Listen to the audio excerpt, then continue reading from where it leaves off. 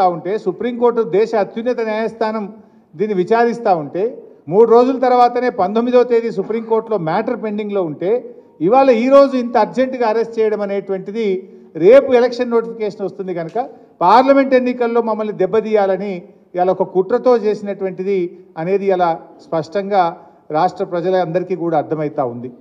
అంటే ఇలా ఒక ఎమర్జెన్సీని మించిన పరిస్థితి, ఒక దౌర్జన్యపూర్వకంగా ఇవాళ కవిత గారి అరెస్ట్ జరిగింది. ఇది గతంలో కూడా జరిగింది, మీరు అందరు చూస్తున్నారు. మా మంత్రులు గంగుల కమలాకర్ కానీ ఇతర మంత్రులు, మా పార్లమెంట్ సభ్యులు, మా శాసనసభ్యుల మీద కూడా ఇలాంటి ప్రయత్నాలు జరిగినాయి.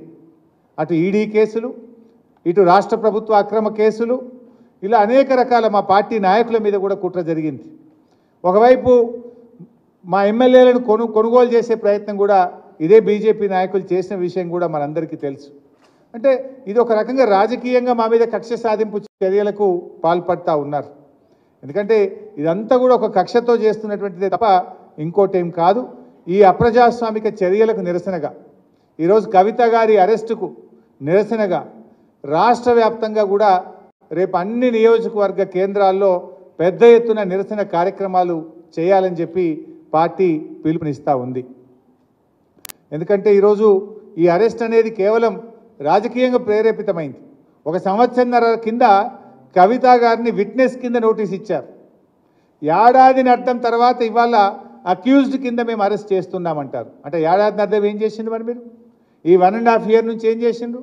రేపు పార్లమెంట్ ఎన్నికల నోటిఫికేషన్ వస్తే ఇవాళ అరెస్ట్ చేయడం అనేటువంటిది ఇది పూర్తిగా రాజకీయ దురుద్దేశంతో ఒక కుట్రతో చేసినటువంటిదే తప్ప ఇంకోటేమీ కాదు.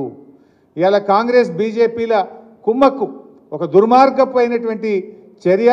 దీన్ని తప్పకుండా బీఆర్ఎస్ పార్టీ ప్రజాక్షేత్రంలో ఎదుర్కొంటుంది. ఇవాళ రాష్ట్ర ప్రజలందరూ కూడా గమనిస్తూ ఉన్నారు. ఈ కుట్రలకు రేపు ప్రజాక్షేత్రంలో బీజేపీ కాంగ్రెస్లకు శిక్ష తప్పదని కూడా నేను ఈ సందర్భంగా హెచ్చరిస్తూ ఉన్నాం. ఎందుకంటే ఇవాళ ఇంత అత్యున్నత న్యాయస్థానం ముందు కేసు పెండింగ్లో ఉండగా ఉదయమేమో సర్చ్ అన్నారు, సాయంత్రమేమో అరెస్ట్ అంటారు. అంటే ఇవన్నీ కూడా ఏంటంటే ముందే ప్లాన్ చేసుకొని వచ్చిండ్రు. వాళ్ళు ఫ్లైట్ టికెట్లు కూడా బుక్ చేసినారు. ముందేమో సర్చ్ అంటారు, తర్వాత అరెస్ట్ అంటారు. అంటే ఇదంతా ఒక ప్లాన్డ్గా మధ్యాహ్నం తర్వాత వచ్చి కోర్టుకు కూడా పోకుండా, కోర్టుకు కూడా అవకాశం లేకుండా మధ్యాహ్నం 2 తర్వాత వచ్చి సాయంత్రం 6 తర్వాత కోర్టు టైం అయిపోయాక అరెస్ట్ అంటారు. అందులో రేపు శనివారం, ఎల్లుండి ఆదివారం. ఇదంతా ఒక రాజకీయ దురుద్దేశంతో రేపు ఎలక్షన్ నోటిఫికేషన్ వస్తే ఇవాళ మా పార్టీ క్యాడర్ను, మా నాయకుడిని డిమోరలైజ్ చేసే ఉద్దేశంతో ఒక పథకం ప్రకారంగా చేస్తూ ఉన్నారు. బట్ ఎవరు ఎన్ని చేసినా పోరాటాలు మాకు కొత్త కాదు. ఈ అక్రమ కేసులు, నిర్బంధాలు మాకు కొత్త కాదు.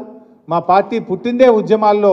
తప్పకుండా ఉద్యమిస్తాం, ప్రజాక్షేత్రంలో ఉద్యమిస్తాం, ఈ అక్రమ అరెస్టులకు నిరసనగా ఉద్యమిస్తాం.